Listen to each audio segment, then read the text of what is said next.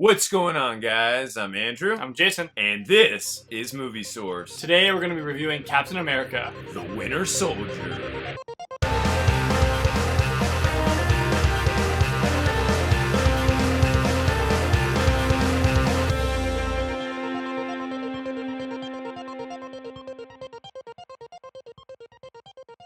Alright, so Captain America, The Winter Soldier came out April 4th, 2014 and was directed by the Russo brothers. Now, I remember when they announced that the Russo brothers were directing, I had seen Yumi and Dupree, and while I enjoyed it, I acknowledged there were a lot of issues with the film, and also I'd known that these guys had directed Arrested Development and Community. I knew they had a background in comedy and that they had done a good job in that, but I wasn't sure how they could handle an MCU film, and let's just say within 5 minutes of the start of this film, I was like, these are the guys to direct this film, and it's safe to also say that they're my favorite directors, or yeah, because they're brothers. They're my favorite directors of the Marvel Cinematic Universe currently now, and Jason and I have not seen Civil War yet, but we've heard amazing things, and also the Russo brothers, like I said, they're my favorite, and I just can't wait to see what they do with this after seeing what they've done with Winter Soldier, and I've seen this movie so many times now, and it just gets better every single time I see it. Yeah, they definitely did a really good job just keeping the tone of the movie dark while still sprinkling in some humor and just amazing action in this movie. Just unreal.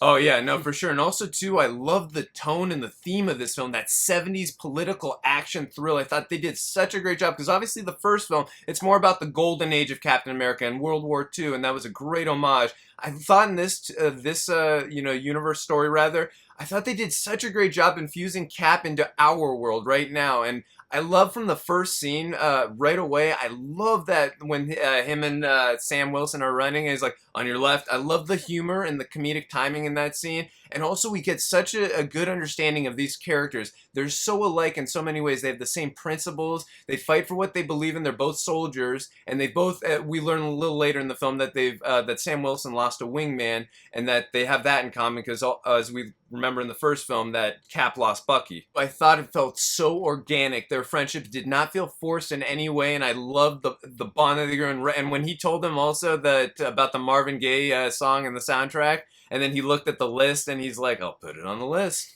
And then you see Star Wars. I remember I was thinking every time I watched it, I was like, he should watch Star Wars with Nick Fury and see what he thinks about the prequels, especially Mace Windu, because they look a lot alike.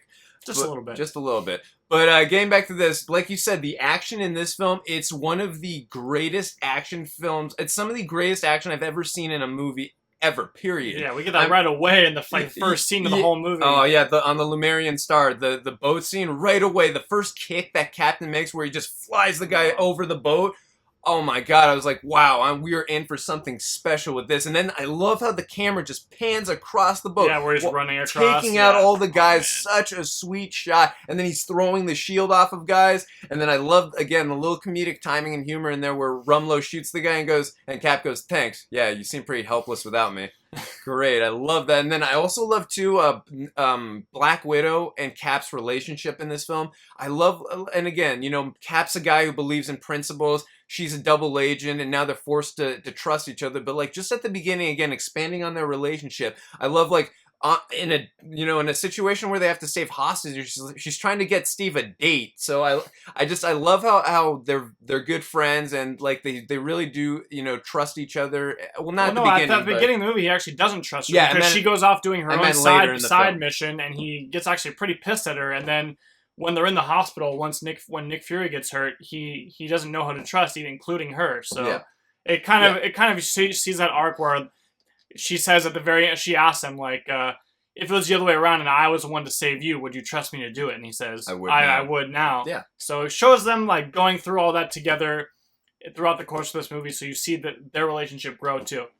No, definitely. And also, too, at the end of that, in the boat scene, the fight with George St. Pierre. Such a great, that was awesome. Where he takes the mask off and just beats him down. And he's like, yeah, stop using your shield. And he doesn't back down from that fight. I thought you were more than a shield, he says in French, right? And he goes, let's find out, or something like that. But yeah, again, the hand-to-hand combat in this film. Really well done. Phenomenal. And we'll get to it later, but especially the Winter Soldier scenes too.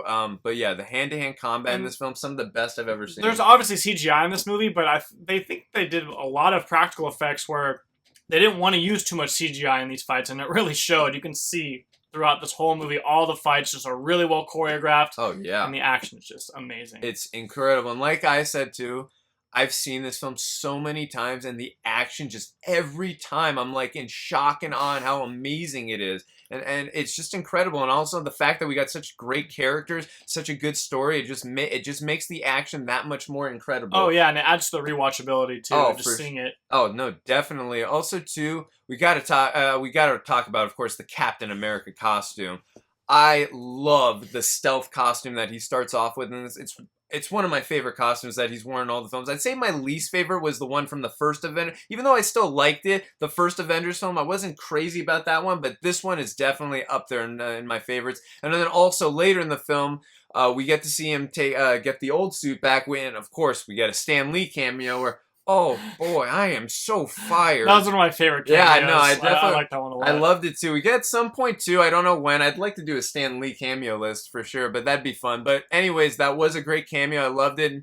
I love that iconic suit from the first film. It's just, like I said, it's so iconic. And like I said, I love the stealth suit too, but this has got the red, white, and the blue. So I love that second suit. So, or rather the suit from the first film. Yeah, I liked how this one was like a darker shade of blue, and it kind of matched with the fact that this was a much darker movie than all the other movies. Oh yeah, for sure. And also too, like we said, it's got so much 70s political action through it, like the French Connection, a lot of those type of films. So for sure. I really love also more in the beginning of the film, the conflict between Cap and Nick Fury. He really does not trust Nick in any way, and I love that scene between them where he's like, "I do share. I'm nice like that."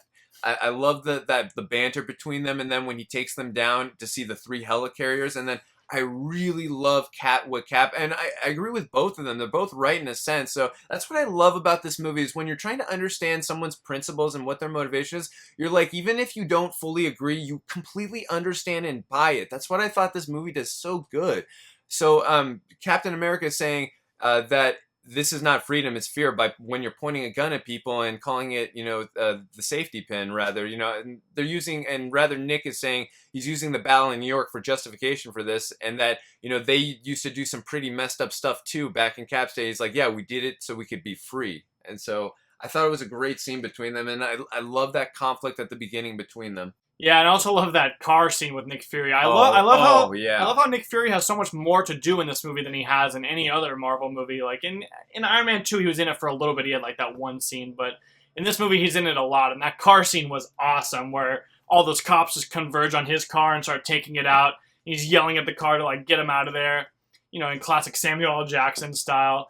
And he finally does get out, and the Winter Soldier there is just to take him out. But, he cuts through the bottom of the car to escape. But that was the first glimpse of Winter Soldier we see, and that was freaking awesome. Yeah, and as I mentioned earlier, there's so many incredible action sequences in this film. I can't decide which one's my favorite. Like, I think it's this one. I don't have a favorite.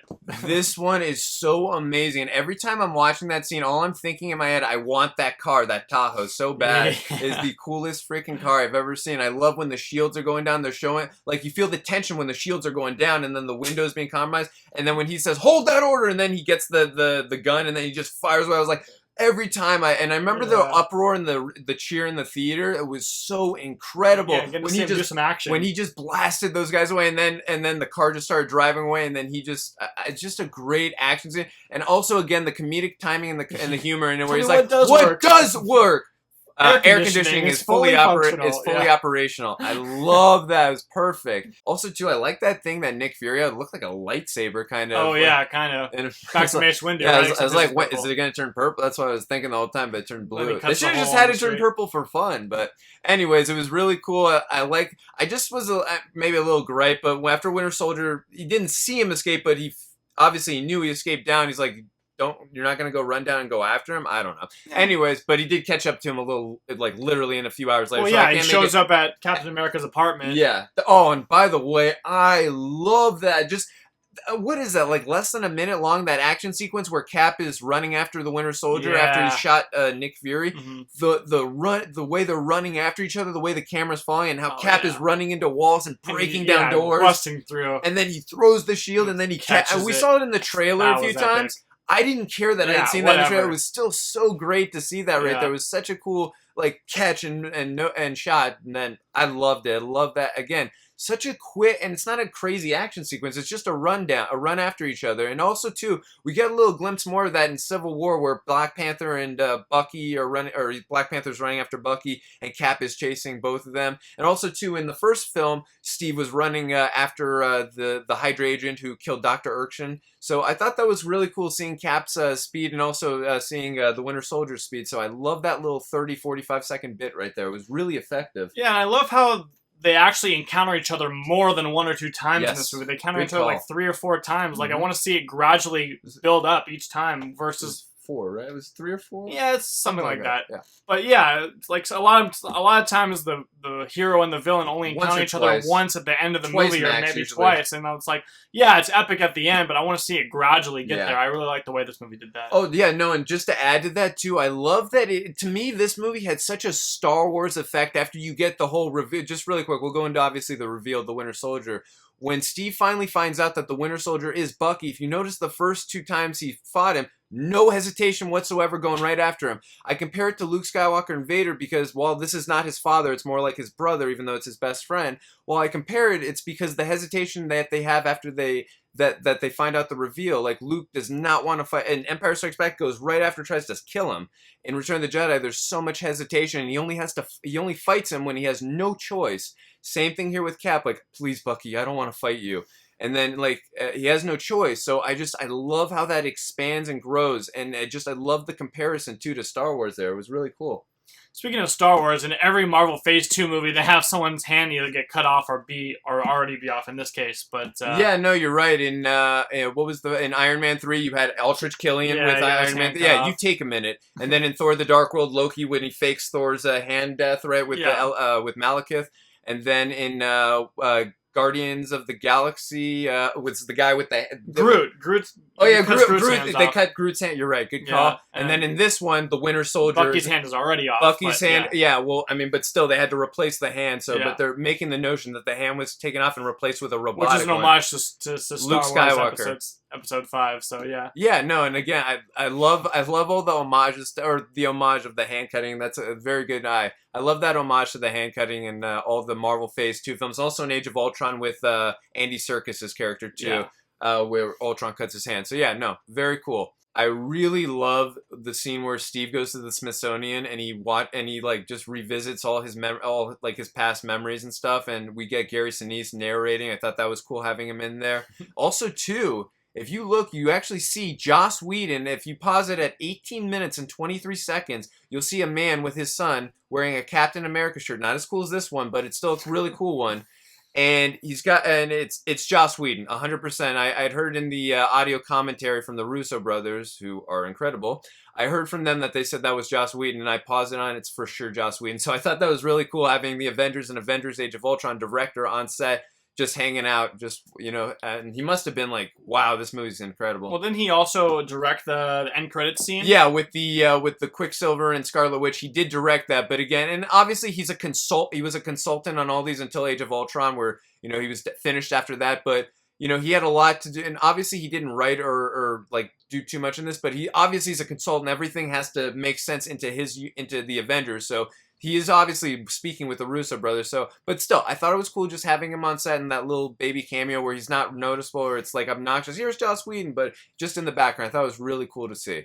Also, too, I loved seeing again the Howling Commandos, all the suits and stuff. Really brought back memories from the first movie. Then also we get to see Peggy, how she's a little later after Cap got into that crash and was frozen. She had remarried and said that Steve, saved her husband. I thought that was, interesting too. Like, Steve still affects her and even after he was dead. So, and then that scene that was so heartfelt when he goes to visit Peggy and she's got, is it dementia or Alzheimer's, right?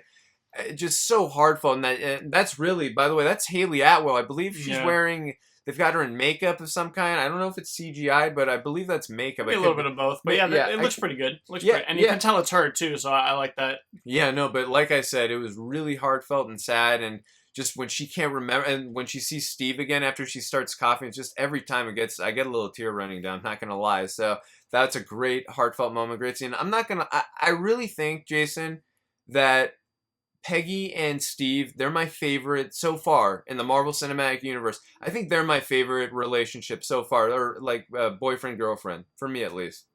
Okay, so we get a lot of Tony Stark / Iron Man references in this film, and to me, Marvel, when they do something in their films, they are either planting a seed or foreshadowing for something, as they have proved time and time again. And I really felt that they had an idea in the back of their minds. They wanted to use him in the third film. That's my theory, at least, and that's why there was so much planting of seeds and foreshadowing in this. Also, too, when Steve meets up with Sam at the VA, again, I love that building up of the friendship and bonding, like listening to the stories, because Steve can obviously relate to those situations very much. In fact, he can relate a lot more because he's actually been frozen for 70 years. So, but again, I love that scene, and also too, I love that little reference in there where he says, "Hey, the Running Man," and he actually, if you look at Chris Evans' hair, it's very similar to Arnold's hair and they're both obviously buff as hell. Yeah. But the hair is, and the blonde, it's very similar to how Arnold looked in the 1987 film The Running Man, that was directed by Paul Michael Glazer from Starsky and Hutch.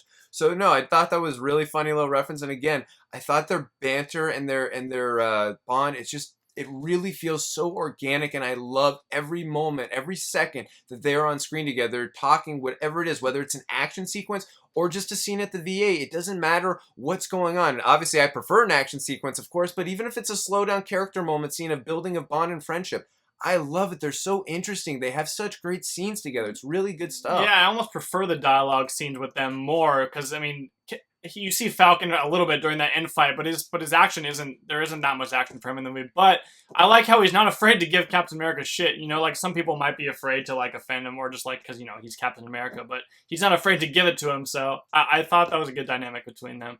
We have to talk, obviously, about the elevator scene. Have I mentioned that the action in this movie is amazing? Okay, I'm going to say it again. It's amazing. That elevator scene, and I love the tension building in that scene.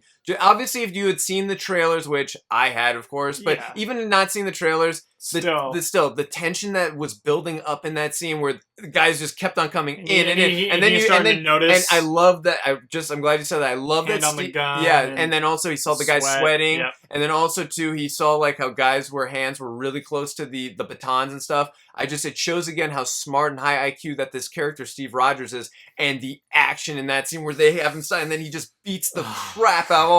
And you gotta remember, this is in a small little elevator. Yeah. It's one of the coolest action sequences I've ever seen in an elevator. It's amazing. It gets me every time I'm watching. I go, I'm not gonna lie, I rewatched that scene like 5 or 6 times every time I rewatch it, just because it's so incredible.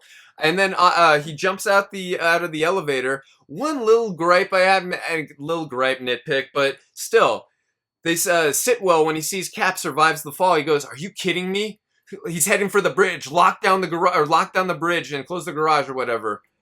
He closed the garage, and I love the dramatic effect of him going through the garage. It's great. It's awesome. I love it. It's just, it felt like, wouldn't they have closed the garage and like really quickly, and he wouldn't even have had time to get to the motorcycle and get through I don't know. Just made me a little gripe on nitpick, but I still, don't get me wrong, I love seeing him go through that garage. I just felt that the timing was a little off in that scene for me personally, but and then he takes down that ship again, and it looks real too. Like in what was it, Die Hard 4? Like you see him take out a helicopter and it looks totally fake. But this one looked like totally plausible. It was an F-35, I think. Yeah. The one that Arnold was flying in True Lies. You're right, but in this one, like he just jumps off the bike and throws a shield at the wings and stuff. And when he throws flips off of the side, the way he launches himself into it. Yeah. Oh, and then you hear the little breaker, and then he flies, and then he boomerangs the shield into the engines, and then lands on it. It's just the way he lands too, as Deadpool would say, the superhero landing.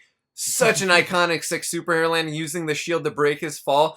Again, the scene is almost just about perfect from a visual standpoint, from a story and making logical sense. Why would one helicarrier after Captain America not going to send 3, 4, 5? Well, you didn't think that. I mean, they probably didn't think that he was just going to take it out that quickly. They didn't think. They clearly did not watch their greatest asset in the past months. Watch what he did on the ship. Send 3 or 4 helicarriers after. Again, the scene is amazing. I just have a little gripe with why they only sent one after him, but the scene was visually stunning and incredible. And like I said, those amazing action sequences. I rewatch a few good times before I continue the movie. So okay, now we got to talk about Robert Redford. I thought I really enjoyed his character as Alexander Pierce. Now he's not in my top 5 Marvel villains, but he's actually number 6.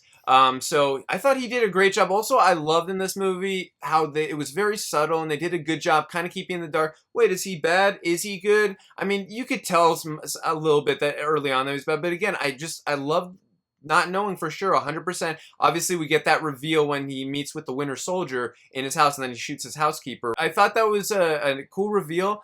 I thought it was I thought they did a great job not early on making it seem like, oh, he really is Nick Fury's friend. He does care about him. He stopped the World Council from launching the Helicarrier ship. No, he is a good guy. Oh wait, no, he is. Look how he's trying to Cap. He is a bad guy. No. This makes sense. He is a good.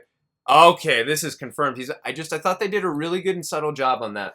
Yeah, I agree. I think he played when he was menacing. I thought he did a good job. Like when he's talking to Winter Soldier, and in the Winter Soldier's like, "Oh, I knew that guy." And yeah, he hits him hard and gives him that look and just wipe him and then like, reset him. Damn, again. You're not afraid to slap the Winter Soldier. You got balls. I love that scene when Winter Soldier's there and you can only see you can't only see his eyes for the shadow. I'm glad you mentioned that. Great shot. And if you look really hard, you can see that it's Sebastian Stan. Yeah, of course. Bucky, but like at first, it's hard to tell, but.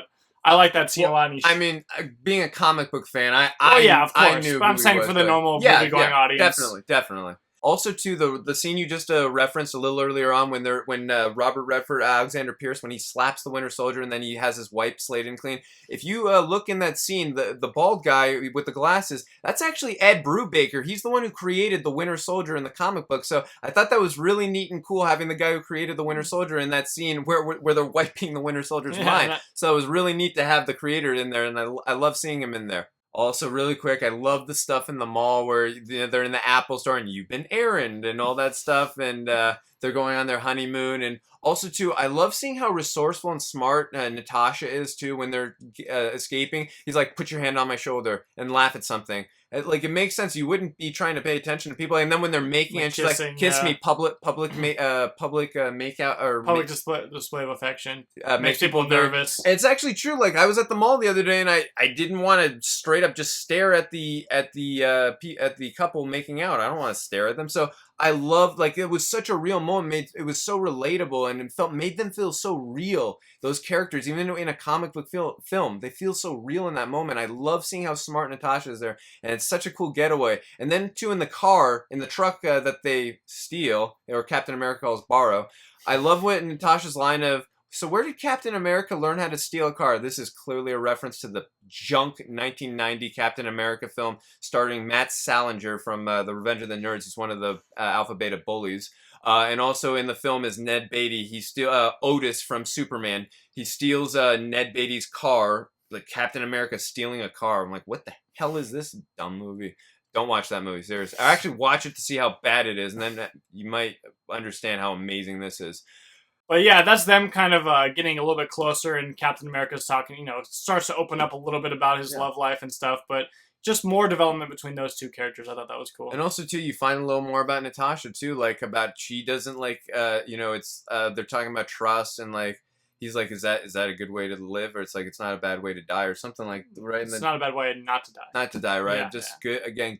The dialogue in this film is top notch. It's really it's good. Totally on par with the action and the story. Like all of it combined. It's just all really, really good. Definitely. And then I love when we come back to the barracks from the first film. Really cool. Again, very nostalgic feeling seeing that from the first film. You see like all his memories and stuff of him when he was like super small. Get in line. Yeah, no, of course. And then we get inside the base, and then we see Arnim Zola finally returns. I look, there's a lot of exposition in this scene, and a lot of people can point that maybe it's a little weird. I love this scene. I still liked it. Oh yeah, I thought the exposition is right on par. I know a lot of people think it's such a trope, or like, wow, it's such a movie thing where the villain tells the good guys what the plan. The missile was coming down. He had an idea that they were going to die, so I had no problem with Arnim Zola spilling with that Hydra. Stalling. Yes, he was stalling and basically also spilling the beans that Hydra had infiltrated S.H.I.E.L.D. Yeah, and it was a cool montage too, the way they did it, and with all the shots and like all the camera cuts. I really liked it. Yeah, no, definitely. And also too, I love like how they're talking about like, how Hydra was killed with the Red Soldier, and he's like, cut off one head, two more shall take its place. Then going into that, and then the montage you mentioned as well. Also too, if you pay real close attention here, We have not seen the Civil War. We're still a few weeks away from seeing Civil War. So this is this has always been my theory since I've seen the Winter Soldier, since I watched this scene. They show Natasha says to Arnim Zola that that's impossible. Shield would have stopped you, and then he says accidents will happen is what Arnim Zola says, and then we see pictures of what he means by that, and we see Howard Stark and Nick Fury. Well, who did Hydra send to go after to kill Nick Fury? The Winter Soldier. So and they showed that Howard Stark and Maria died in a car accident. Well, who attacked our characters later in a car?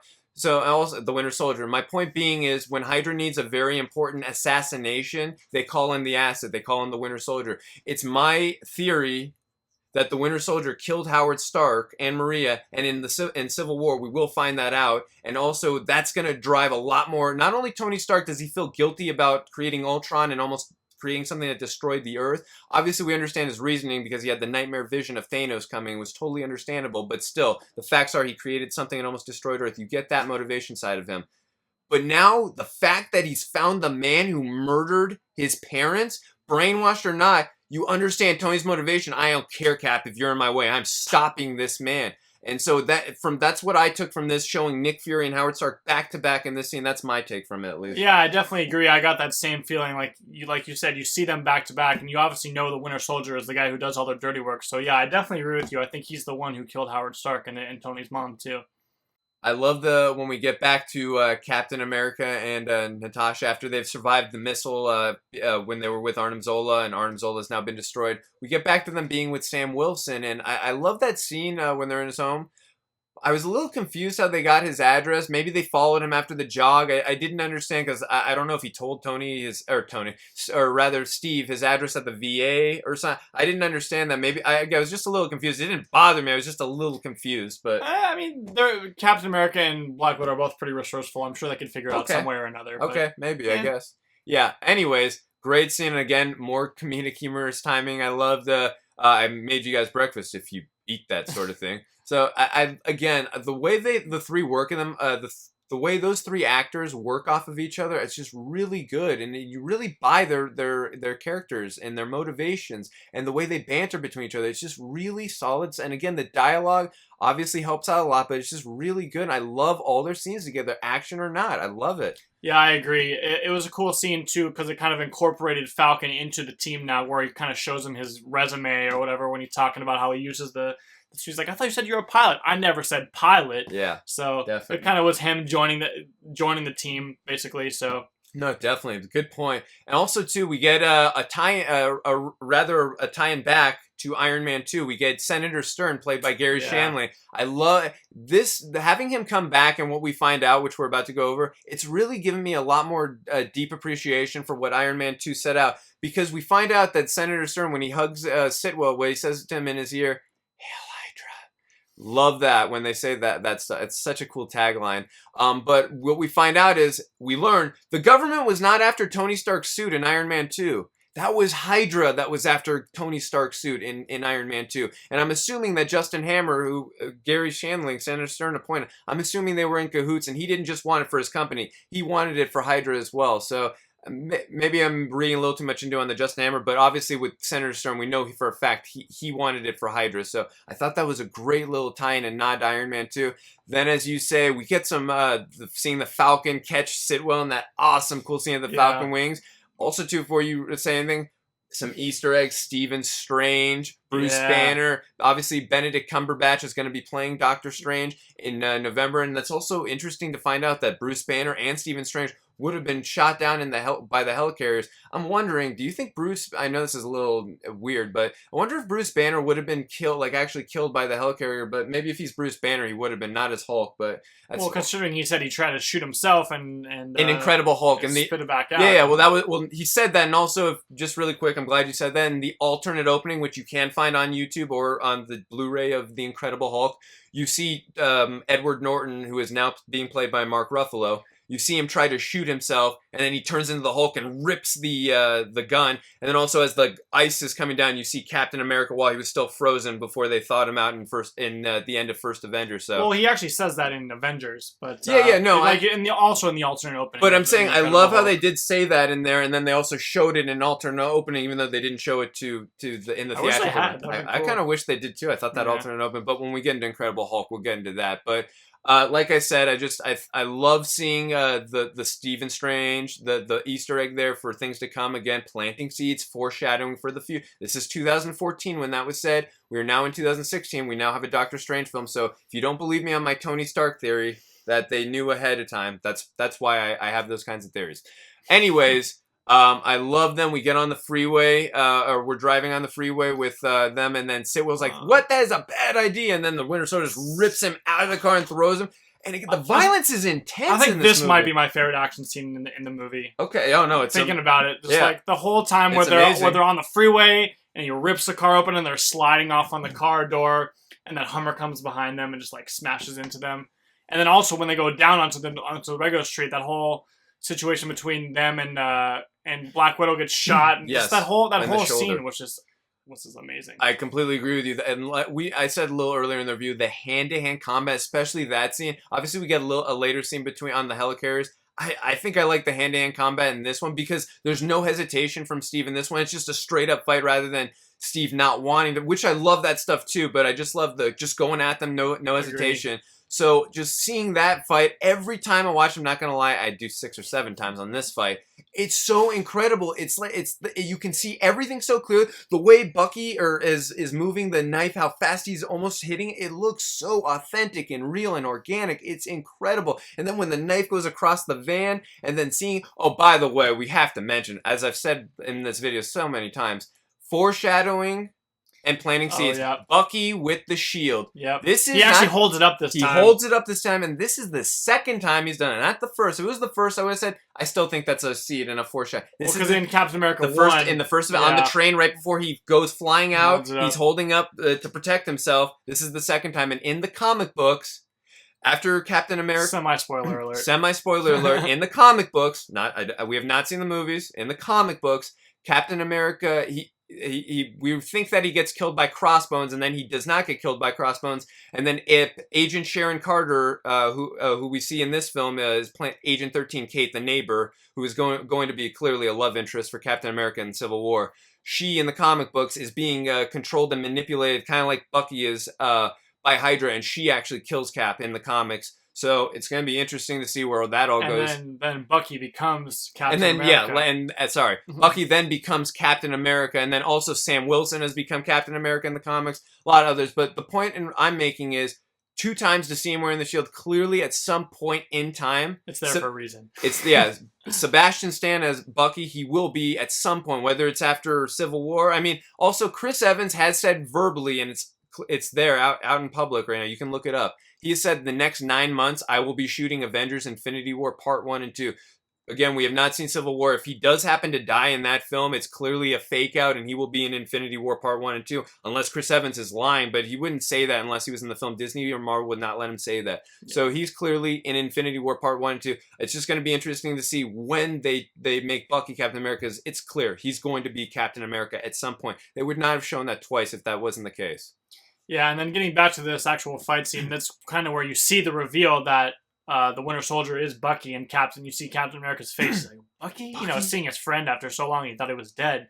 So I thought that was a very powerful scene, too, where... And Chris Evans sold it, too. Oh, he really did. Well, so you see, as an audience, revealed that Winter Soldier is Bucky, and you see Captain America finding out. I thought that was a really powerful scene. Yeah, too. And just to add, too, not only the expressive emotion on his face when he said Bucky, but too when he's being tied up, like you can see how confused, like his friend is back, but it's like he can't believe it's this murderous assassin. It's like he's so conflicted and confused, and I just thought Chris Evans, just the way he again showed his emotions in that scene, the way he expressed himself, very good job. And Chris Evans is amazing. I was just gonna say, I think it's understated how good Chris Evans is as Captain America. He really sells it. And when I say they're gonna replace Bucky as Captain America, I hope that's like. And again, I'm down to see that later. Phase 5. Phase 4, later in Phase 4, or later in Phase 5. But likely in Phase 4 is what I'm thinking. Yeah, and I hope at some point too we maybe get Fantastic Four back. That'd be perfect. 4 for Phase 4. Yeah, let Marvel actually do Fantastic Four. Yeah, but I think that's 4 for Phase 4. I think that'd be perfect. So. Yeah. Anyways, getting back to this, then we get Maria Hill comes back. I love her character, seeing her come back. That was great. Then we finally get the reveal that Nick Fury is not dead. And this is obviously something Marvel does a lot. Thor in Thor: The Dark World, he dies. He comes back. Agent Coulson in Avengers, he dies, comes back on the show. Winter Soldier Bucky, he dies, comes back. I didn't mind it. It's a theme. They do it a lot, but sometimes at some point the tension is going to die down if they continuously keep doing it. And I'm not saying I want characters to die, but at some point or another I do, so we can feel the tension. And again, we did, spoiler alert, we did get that in Age of Ultron, but we have not been introduced to the Time Gem yet. And if you know anything about the Time Gem, one of the Infinity Stones, the Time Stone in this universe, you can go back in time and bring someone back to life. So, I mean, it's my theory possibly that Quicksilver could be back, and he's contracted for so many films, so there's definitely a possibility he can come back. So we'll see about that. But getting back to this, I thought it was great seeing Nick Fury again, and that little reference to Banner about he tried to use it for stress, didn't work out, for the 1 heartbeat per second. Oh, yeah. And then if you notice the doctor in there, that's actually one of the directors of the film. That's Joe Russo. And I thought that was really cool how he kind of put himself in, and that was a little funny too. Don't forget your collapse lung. So, and I've listened to so many interviews from him and his brother Anthony. Such smart guys. I can't wait to see Civil War, what they do with it, and Infinity Wars Parts 1 and 2. I wanted Joss Whedon for Infinity War Part 1, and then the Russos do Part 2. But I'm down with what's happening now. I love the Russo brothers so much, and I'm just so excited and pumped to see Civil War. Yeah, if those 3 movies are anything like Captain America 2, we're all in for a real treat. So. No doubt, no doubt. Now we got to talk about the score by Henry Jackman. It's phenomenal. He's one of my favorite film composers. He's done this. He did Wreck-It Ralph, a few other films that he's done really good work on. I'm very happy to say he's going to be back for Captain America Civil War, so can't wait to hear his score in this. There's so many iconic themes and moments in this film, and the score just really draws you in. You get the great scene between Captain America and Bucky fighting where he really doesn't want to fight him at all. But don't make me do this, please. You see that and again, Chris Evans, such a great job. You can see in his eyes he does not want to fight. But then you see on Bucky the flip side, he's brainwashed. He's a ruthless man. And remember, in the first movie, he protected him when he's being beat up by a bully. Now he has become the bully, and he's brainwashed. Just such a different table of turns. So it's such a conflicting moment for Cap, and it just works so much into the story. It's such an emotional payoff when they're fighting each other in the way, and then when he starts shooting Cap, it really gets to you when you see him being shot there. And then the music that's playing again by Henry Jackman, it's really effective and good. And then when you see him get Bucky out of there, and then he refuses it, and then he throws it. He's like, and then you know me. No, I don't. Yeah, and then he's like, you're my mission. We'll finish it then. And he says, I'm not gonna fight you. You're my friend.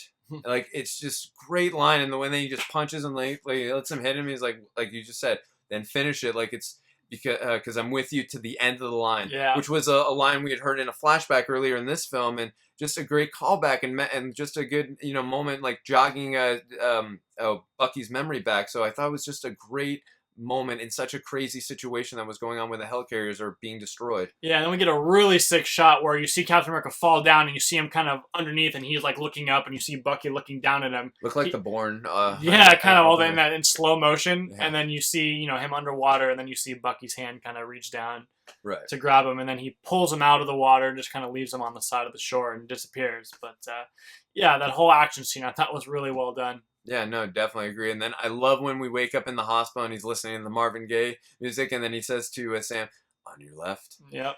Perfect. Great. Perfect line. Full circle. Yeah, perfect line right there. And I love listening to the Marvin Gaye music. Perfect. Love that scene again, too. Just a 20-second scene that is so effective right there. And then also, too, after that, we get to the graveyard where Nick Fury is, it says Ezekiel on his... clearly a reference to Pulp Fiction. Yeah. Ezekiel. Yeah. So, he reads from the Bible. So, I liked how they put that little lot of Samuel L. Jackson references in other films, Pulp Fiction, Star Wars, like we said earlier. Well, he's in every movie, so that's a good point too. So, but still, I love how they incorporate it, and also like we said, when he had that thing looked like a lightsaber to me. I don't know. Anyways, like I said, this movie is phenomenal. It's incredible. It's by far my favorite MCU. It's #1 for me. And we mentioned in a video before this that we are going to be doing a ranked list at some point in the next few weeks of all our top, from bottom to top, top to bottom, of our Marvel Cinematic Universe films. And that's starting from Iron Man. We're not going to be doing Spider-Man, the Sam Raimi ones, or Blade, any of the... Just the MCU Just films. the MCU films. We will be that are all connected. Yeah, with after these we movies. see Civil War, we are going to be making a rankings for all of them. Whether it's my and Jason's list or Boat 2 list, we don't know yet, but we're going to figure that out. And if you want to see that, subscribe. So, but we're looking really forward to shooting that. So we can't wait to give you our list. But like I said, this movie, it's action-packed. The story is fantastic. The dialogue is great. The characters, they have such emotional depth. They're not just, it doesn't feel like they're in a superhero film. It feels like real characters, and they're so relatable, even though it's a super soldier we're talking about and assassins and stuff. They're so relatable in so many of the character moments of the film. And like I said, the music and the soundtrack, the direction on this film, and all of the action is just so jaw-jocking amazing. And it, like I said, how good the character moments are in this film just add on to how amazing the action is. I'm giving Captain America, the Winter Soldier, a 9.8 out of 10. Yeah, I totally agree with everything you said. Great story, great action, great dialogue. Everything all around was really good.